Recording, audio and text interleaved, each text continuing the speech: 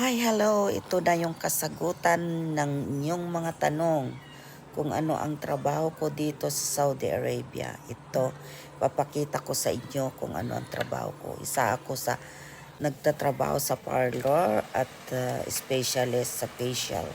Sa facial ng linis ng mukha. Ayan. Meron tayong mga machine at meron tayong vacuum na pang-alis ng marumi sa loob ng mukha at meron din tayong pang close pores na pang machine parang ang tawag nila ay